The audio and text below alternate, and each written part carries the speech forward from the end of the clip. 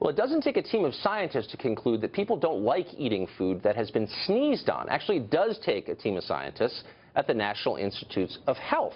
The NIH spent $2 million of your money on a study to find that children don't like food covered with sneezes.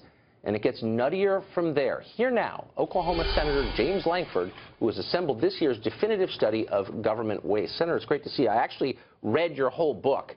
And we could spend the whole show, in fact, a whole week of shows on it. It spun me up so completely. But the thing that I was left with, the residue from reading it, was how cynical I felt at the end. I like NIH. I think they do life-saving research. And now they're wasting millions of dollars on sneeze research, on food. On food. And that's the painful part about all this, is that I look at it and I say, this is grants that need oversight, and regulators that need oversight, and agencies that need oversight.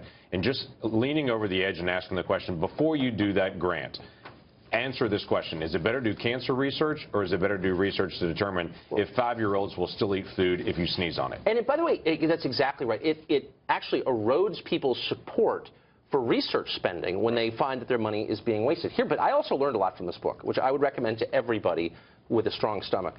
The government is spending an awful lot of money to lecture us about things. We're spending $500 grand a year to text people in rural areas on their phones not to chew tobacco. We're spending more than $1 million to text moms to urge them not to let their daughters go to tanning salons.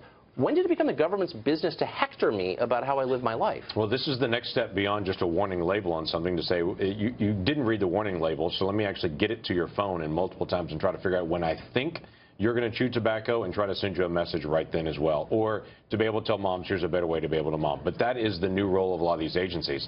They're trying to dream up, how can I actually engage on the next level? They're still doing it. I told them not to. Now I want to find some way to be able to nag them. If a telemarketer is doing that, you could file a complaint and have them stop. But it's the government. But how intrusive is that? How Orwellian is it? What a violation of my private space. By the way, if I live in a rural area where nobody has jobs, and there are a lot of problems in rural America, they're bugging me about dipping Copenhagen? Really? Well, we had the same thing last year when they were actually tracking truck drivers and trying to text them messages about eating better and healthier foods as well. It's the same kind of issue, same kind of problem that's over and over again. I'm asking the simple question, is there better use of federal dollars? We've got national defense, we have infrastructure, we have all these things that need to be done.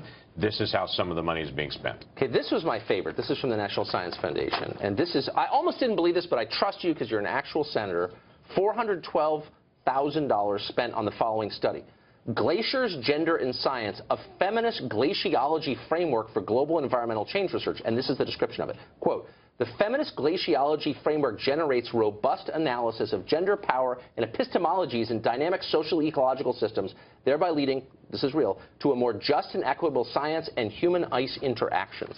I'll give you $1,000 if you can tell me what that means. Yeah, human-ice interactions, and you need to look at it from a feminist point of view. We actually had to read the paper to be able to go through it. Not only is it factual, the paper has been published, and our American tax dollars paid for it. That's the painful part about all this. We've got to be able to have a better set of parameters on grants. And last year when I published this book, I had some of the leaders of the agencies that came to me and wanted to explain why some of these grants happened. But when I actually pointed out, tell me why this one happened, they couldn't do it.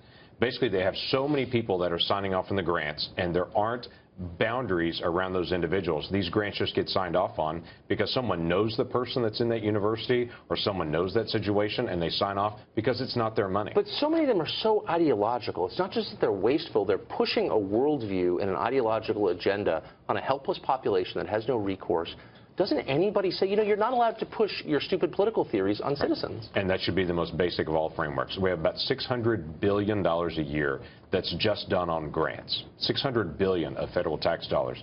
Every agency has a different standard for how they choose grants, what they do to oversee them, if they do any follow-up on them, and if there's any approval process. I'm asking the simple question, if we're going to do grants as a federal government for science and for research and such, which we should, we should first answer the question, is anyone else going to do this? Do we really need this research for our national security or for economic well-being? And then what is the long-term purpose of this? If we can't accomplish that, no one should ever sign Made me off. want to dip snuff and go to a tanning salon. Thank you so much, Senator. It's great to see you. I'll sneeze on your food before you eat it. I hope you will.